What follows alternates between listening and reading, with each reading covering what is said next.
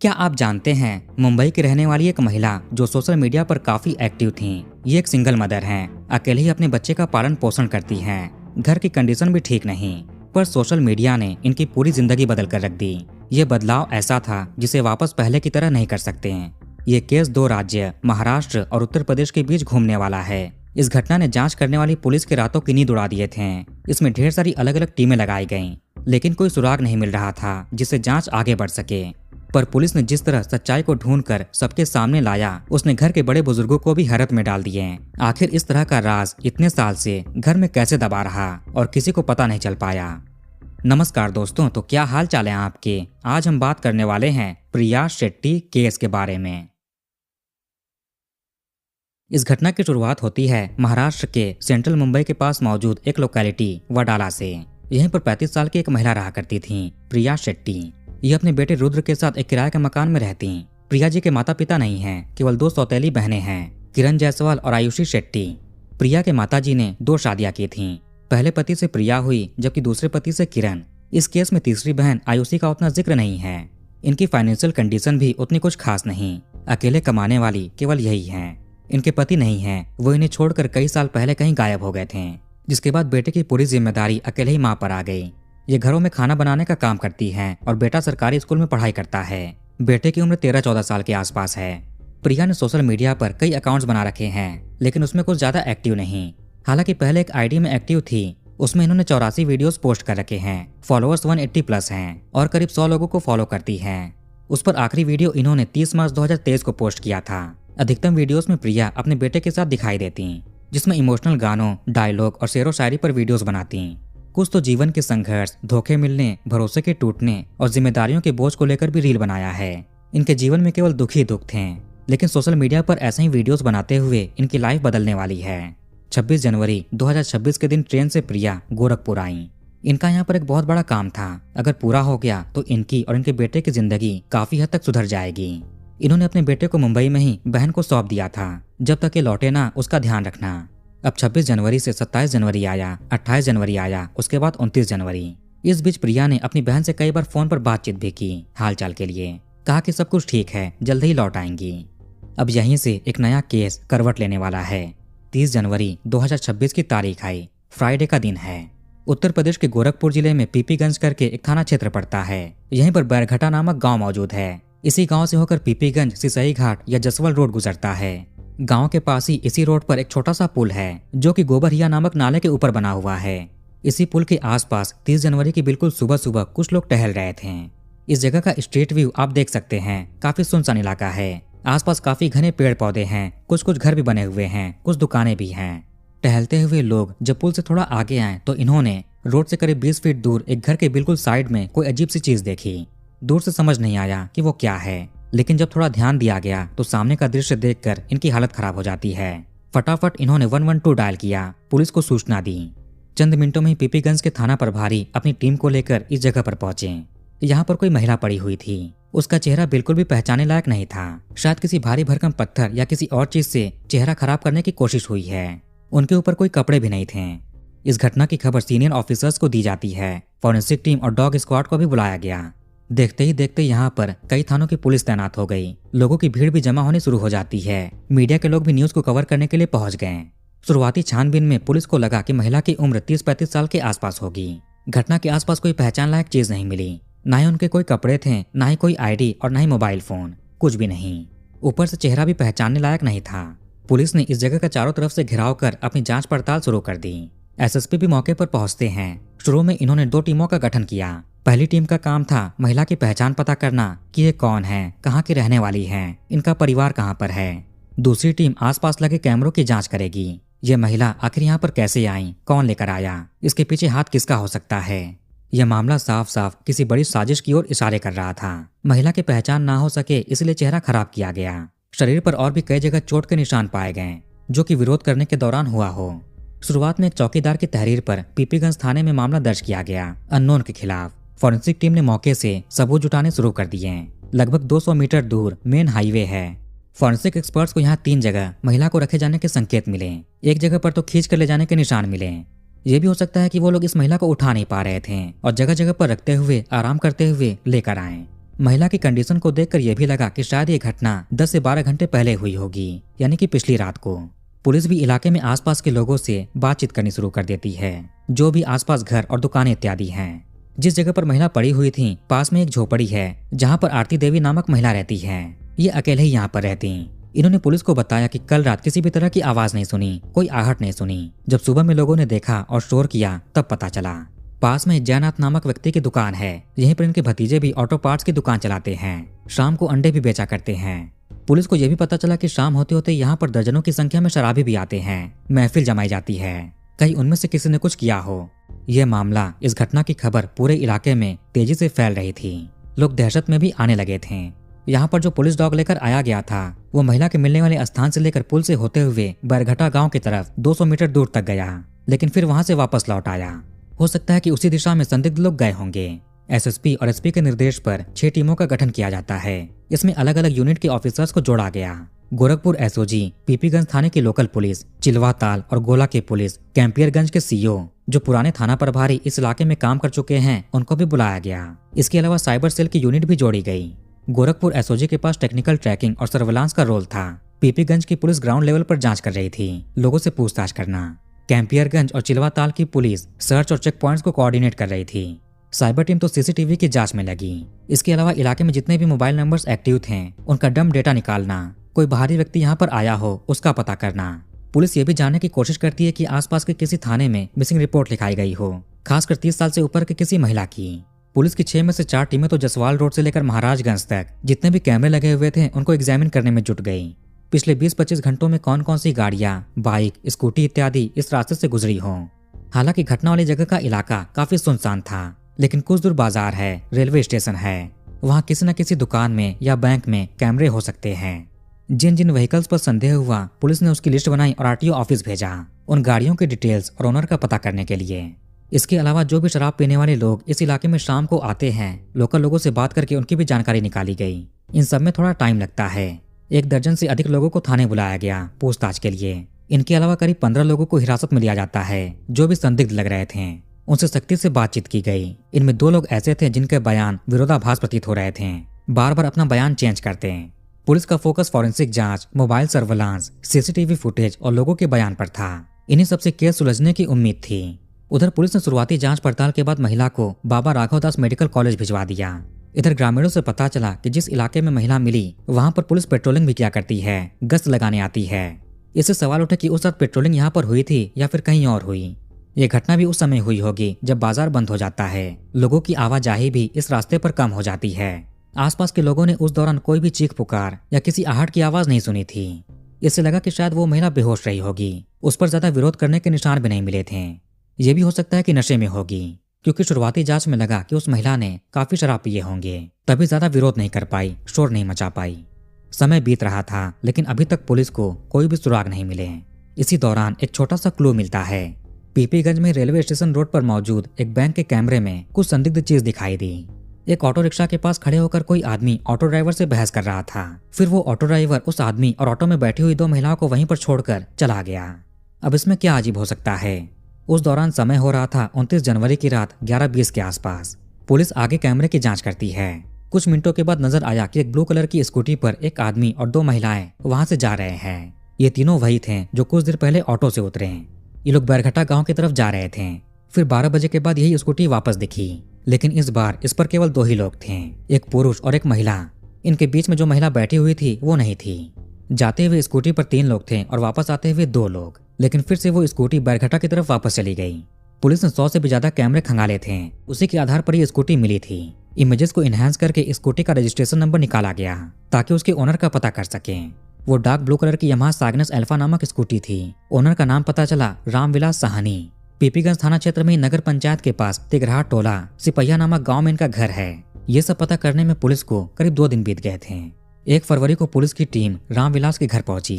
इनके घर से लेकर जहां पर वो पुरुष और दोनों महिलाएं स्कूटी पर बैठे यानी पीपीगंज बैंक के पास, ये घर से बस केवल 800-900 मीटर ही दूर है। आने जाने में करीब 3 मिनट लगते हैं।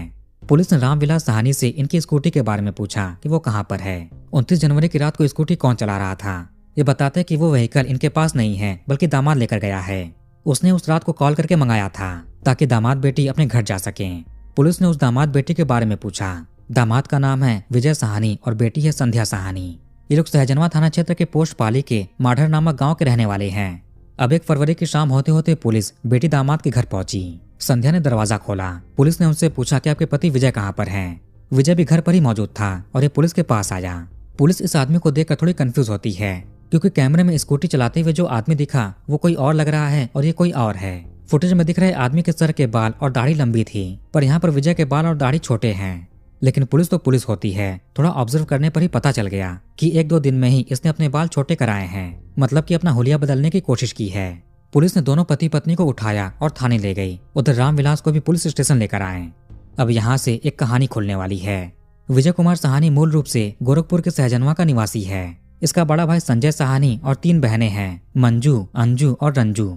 सभी भाई बहनों की शादी हो चुकी है। वैसे विजय साहनी 3rd नंबर का बेटा था। इसके पिता रामकेश साहनी और मां कपूरी देवी गांव में ही रहते हैं। विजय पढ़ाई लिखाई में काफी तेज तर्रार था। इसके बड़े भाई मुंबई में रहकर रंगाई पोताई का काम करते हैं। जब विजय छोटा था तभी इसको भी बड़े भाई के पास मुंबई भेज दिया गया। वहीं पर इसने हाई स्कूल की पढ़ाई की, कॉमर्स में ग्रेजुएशन किया। उसके बाद एक इंश्योरेंस कंपनी में एजेंट के रूप में काम करने लगा। ये कंपनी के लिए क्लाइंट्स लेकर आता, इंश्योरेंस करवाता, बदले में इसको कमीशन मिलते हैं। 2015 के आसपास इसकी शादी संध्या साहनी से होती है, जो गोरखपुर के पीपीगंज की रहने वाली है। इनकी अरेंज मैरिज हुई। संध्या के पिता रामविलास साहनी एक रिटायर्ड रेलवे कर्मचारी हैं। माँ घर संभालती हैं। संध्या का एक भाई और छोटी बहन भी है। बहन पीपीगंज में किसी ब्यूटी पार्लर में काम करती है। इस परिवार का सारा खर्च पिता रामविलास के पेंशन पर ही निर्भर था। तो 2015 में विजय और संध्या की शादी हुई। विजय काम के चलते मुंबई में रहता और कभी कभार घर पर आता। समय के साथ इसके 3 बच्चे हुए, 2 बेटियां और 1 बेटा। घटना के हिसाब से बेटा केवल 2 साल का है, यानी कि 2024 के आसपास जन्म हुआ।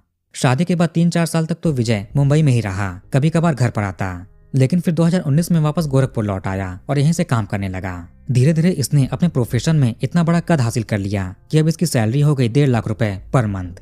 फिर ये डिसाइड करता है कि वापस से इसको अपनी पत्नी और बच्चों को लेकर मुंबई जाना चाहिए। बेटियों को शहर में ही पढ़ाएगा। ऐसे ही साल 2022 में ये परिवार को लेकर मुंबई चला आया। बूढ़े माता पिता गाँव में अकेले हो गए। बड़े भाई तो ऑलरेडी अपने परिवार के साथ मुंबई में थे और बहनों की भी शादी हो चुकी है, वो ससुराल में थी। विजय ने मुंबई के कांदिवली वेस्ट के चारकोप नामक एरिया में किराए का मकान लिया। अपने बेटियों का एडमिशन एक अच्छे इंग्लिश स्कूल में कराता है। इसकी लाइफ पटरी पर आ चुकी थी, काम अच्छे चल रहे हैं, बच्चे पढ़ाई कर रहे हैं। लेकिन फिर साल 2024 के बाद विजय के व्यवहार में परिवर्तन आने लग जाता है। अब इसने पत्नी से बात करना कम कर दिया, बात बात पर झगड़ा करने लगा, बच्चों को भी कम समय देने लगा। रात को घर पर लेट आता और सुबह जल्दी निकल जाता। ये अपनी पत्नी, बच्चों को भैया भाभी के पास छोड़ देता और कई कई हफ्तों, महीनों के लिए भी गायब हो जाता। इसके पिता रामकेश जी बताते हैं 2024 के बाद से कभी भी इनके अपने बेटे से ठीक से बात नहीं हुई। वो गोरखपुर भी माता पिता से मिलने के लिए नहीं आता, हाल चाल के लिए कभी कॉल नहीं करता। परिवार में कोई फंक्शन इत्यादि आए तो उसको भी अटेंड नहीं करता। जब ये कई हफ्तों के लिए गायब हो जाता तो अपनी पत्नी का फोन भी नहीं उठाता। जब पत्नी अपने जेठ जी यानी विजय के बड़े भाई से शिकायत करती और बड़े भाई विजय से बात करते हैं तो उनसे भी बहस कर लेता। पिता रामकेश कहते हैं कि बेटा 2.5 साल के बाद पिछले दिवाली पर घर आया था, फिर भी उसने किसी के साथ कुछ खास मतलब नहीं रखा, अपने फोन में ही बिजी रहता। पत्नी संध्या ने करीब 3 बार कांदिवली थाने में पति की गुमशुदगी की तहरीर दी थी। पुलिस ने 3 बार अलग अलग जगह से विजय को ढूंढ कर निकाला था। हर बार कोई और एड्रेस और वो किराए के घर में होता। 2 बार विजय को पुलिस ने किसी महिला के साथ पकड़ा था। इस तरह से और पति के फोन चेक करने पर संध्या को पता चला कि पति का कहीं पर अफेयर चल रहा है। इस सच्चाई के बाद संध्या ने विजय से बात किया, जिसके बाद विजय ईमानदारी से सब कुछ बताता है। साल 2012 का समय, उन दिनों इसकी नई नई नौकरी लगी थी इंश्योरेंस एजेंट के रूप में। जितने क्लाइंट्स लेकर आएगा उस हिसाब से कमीशन मिलेंगे। उसी दौरान एक लड़की भी यही सेम जॉब ज्वाइन करती है। मीडिया के अनुसार विजय ने अखबार में ऐड चलाया था कि जो भी इंश्योरेंस के लिए क्लाइंट्स लेकर आएगा उसको बदले में कुछ पैसे देगा। इसने अपना फोन नंबर भी न्यूज़पेपर में ऐड किया था। तभी उस लड़की ने कांटेक्ट किया और साथ मिलकर काम करने लगे। वही लड़की थी प्रिया शेट्टी। साथ काम करने के दौरान दोनों एक दूसरे के करीब आए। प्रिया के माता पिता के जाने के बाद उसको सपोर्ट करने वाला कोई नहीं था। इसमें सहारा बना विजय।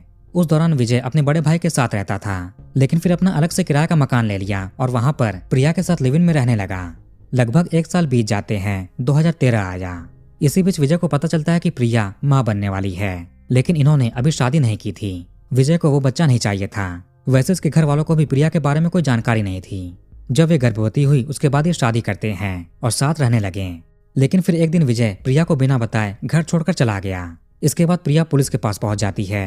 पुलिस ने दोनों को बुलाया, समझाया और सुलह कराया, जिसके बाद दोनों फिर से साथ रहने लगे। लेकिन विजय साथ रहने की एक्टिंग करता। अब इसको प्रिया में कोई इंटरेस्ट नहीं था। इसे कैसे भी इस रिश्ते से निकलना है। 2013 में ही प्रिया ने एक बच्चे को जन्म दिया।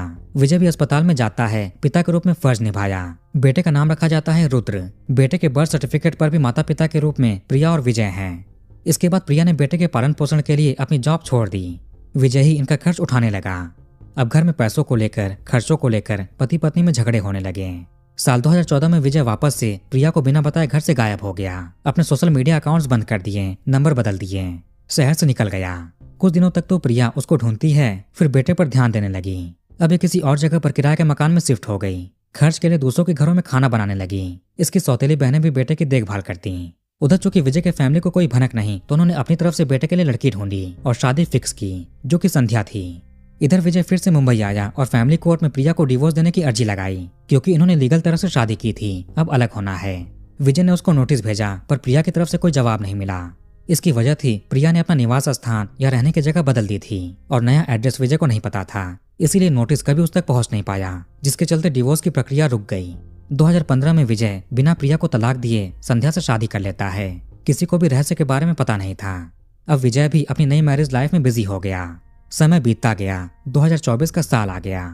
जब एक दिन विजय ऑफिस में बैठकर फ्री टाइम में इंस्टाग्राम चला रहा था, तो रील्स स्क्रॉल करते हुए इसकी नजर पड़ी प्रिया पर। उसको देखते ही इसकी पुरानी यादें ताजा हो गईं। इसने तुरंत प्रिया को मैसेज किया। प्रिया भी विजय को देखकर पहचान जाती है और खुश हुई। इनका बेटा भी अब बड़ा हो चुका था, 10-11 साल का हो गया।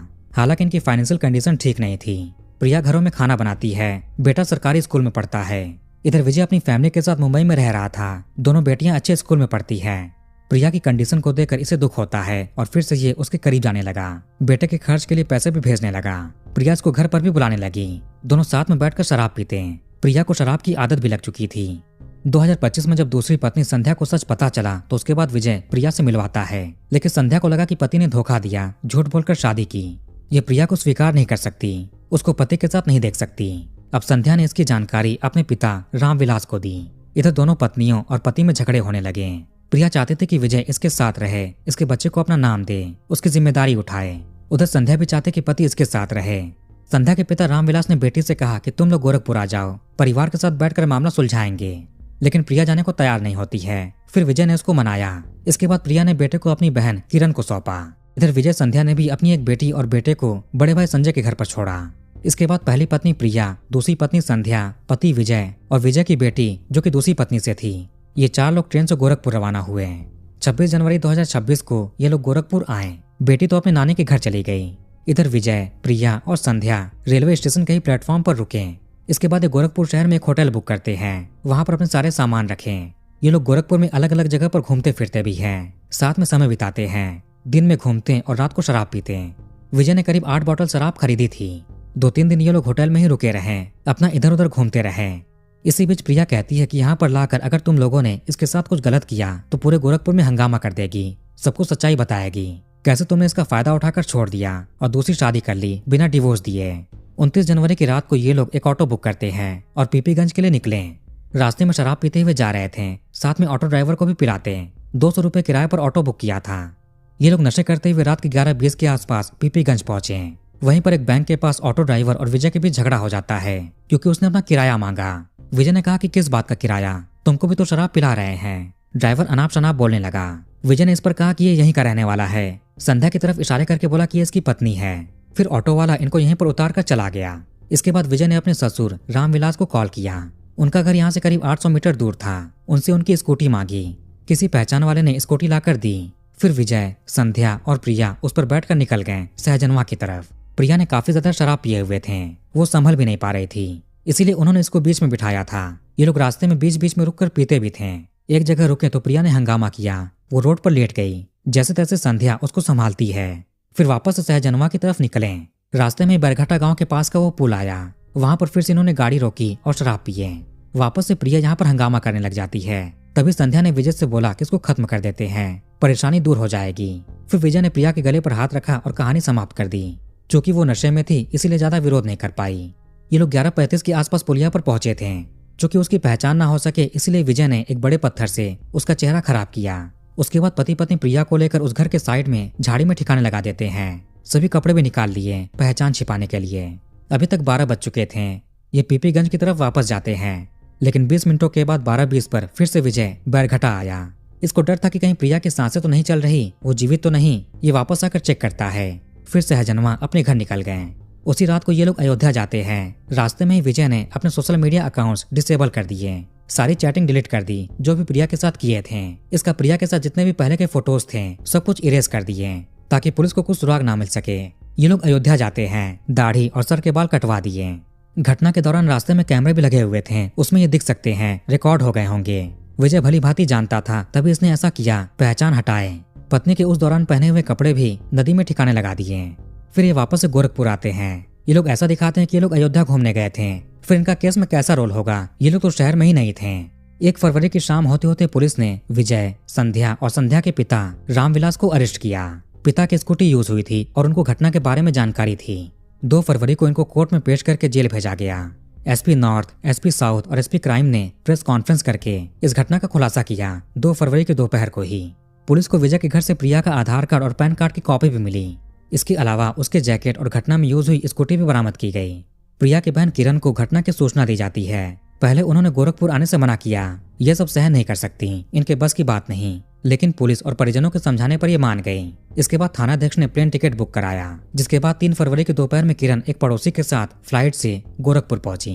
ये पीपीगंज थाने जाती हैं। सारी घटना के बारे में पुलिस से बात किया। इसके बाद चौकी इंचार्ज सहित 4 पुलिस कर्मियों के साथ मेडिकल कॉलेज गई अपनी बहन की पहचान के लिए। चेहरा तो पहचान के लायक था नहीं।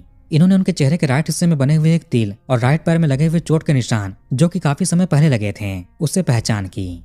उसके बाद 2 डॉक्टर्स के पैनल द्वारा पोस्टमार्टम किया गया वीडियोग्राफी के साथ। फिर इसी 3 फरवरी की रात होते होते पुलिस किरण के साथ अंतिम संस्कार की प्रक्रिया शुरू करती है। ये लोग राजघाट गए और रात को ही अंतिम संस्कार कर दिया। बहन ने मुखाग्नि दी। इससे पहले मुंबई में वीडियो कॉल करके बेटे को अंतिम दर्शन कराए गए। हालांकि चेहरा नहीं दिखाते हैं।